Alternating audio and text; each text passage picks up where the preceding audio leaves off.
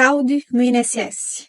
Em 2025, uma investigação da Polícia Federal revelou descontos indevidos e empréstimos fraudulentos em benefícios de aposentados e pensionistas do INSS. Nesse vídeo eu vou explicar tudo o que está acontecendo, o que será feito e que relação tudo isso tem com o vazamento de dados e de que forma você pode se prevenir para evitar esse tipo de fraude.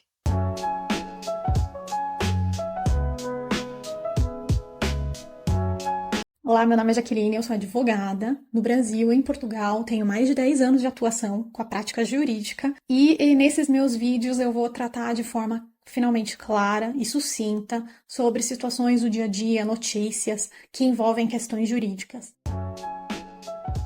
Em 2025, a Polícia Federal ela descobriu práticas criminosas que ocorreram contra beneficiários do INSS. Inicialmente, essas investigações verificaram a ocorrência de descontos indevidos por meio de associações. O que acontece? Você se associa, você é descontado, você tem os benefícios dessa associação e são descontados valores mensalmente da sua folha de pagamento ou, nesse caso, do benefício da aposentadoria ou da pensão. E você usufrui de um serviço por meio dessa associação. Nesse caso, não existia essa contraprestação.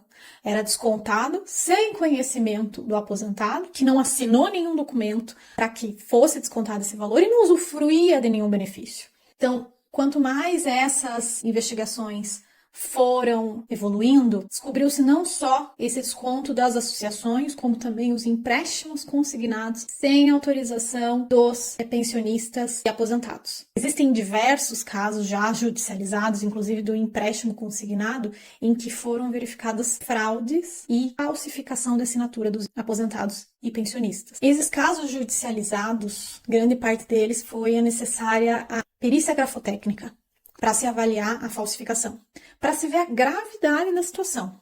Não basta você pagar por um serviço que você não usufrui, sem saber que você estava pagando por aquele serviço, que é no caso da associação, porque ninguém tem a obrigação de se associar, ninguém deveria ter esta obrigação de se associar, e ainda pior, sem o consentimento, uma associação sem consentimento, sem usufruto dos benefícios. Além disso, teve esses empréstimos que não foram solicitados, foram fornecidos e foram descontados. Pior, com a falsificação da assinatura. Então, foi verificado em alguns processos essa falsificação da assinatura, uma fraude com esquemas bilionários. E esses descontos, eles não foram repentinos, não foram agora que aconteceram, já acontece há anos. Existem processos há anos no judiciário. O que acontece? Quem tem que comprovar que foi realizado esse empréstimo consignado ou que foi autorizado esse desconto da associação é a associação ou o banco. Então, para comprovar isso, eles apresentam o contrato assinado. Por exemplo, um contrato de empréstimo consignado assinado pelo aposentado. E em vários casos, verificou que essa assinatura era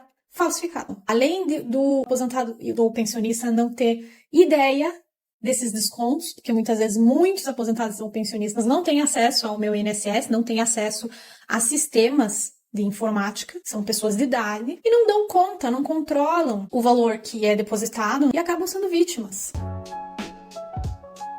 E o que está sendo feito para resolver essa situação? Foi aprovado um projeto de lei no Congresso Nacional, agora no final de abril de 2025. Ele visa alterar o artigo 115, inciso 5º, da Lei de Planos e Benefícios da Previdência Social, que autorizava esse desconto. Então, a própria lei autorizava o desconto da associação.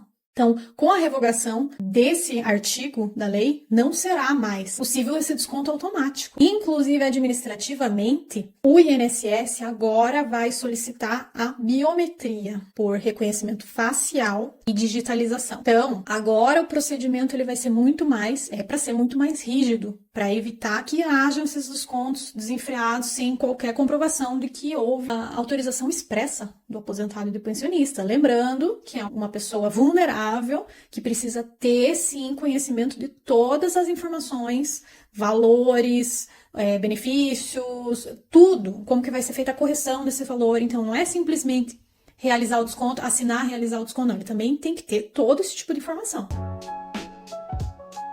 Então, sobre essa questão da informação sobre a operação, estão se discutindo essa reserva da margem consignável. A reserva da margem consignável nada mais é do que fazer esse empréstimo por meio do cartão de crédito. Faz-se uma contratação no cartão de crédito e é feita a reserva nessa margem do cartão de crédito. Então, ou seja, você vai pagar um valor muito maior. E é sobre esse prisma da informação, do direito à informação do aposentado. Também não é simplesmente eu autorizo, mas também não tenho as informações sobre o que eu estou autorizando. Se você também não tem, é um vício e a contratação pode ser anulada. A Justiça, ela tem reconhecido esses descontos muitas vezes como ilegais, nessas situações em que eu relatei, inclusive aplicando o Código de Defesa do Consumidor, que determina que aquele que for cobrado de forma indevida realizar o pagamento, ele poderá ser ressarcido em dobro pelos valores cobrados indevidamente. Além de ser reconhecido em dobro, paga-se juros, correção monetária, até a data da devolução, diferente do que acontecerá administrativamente.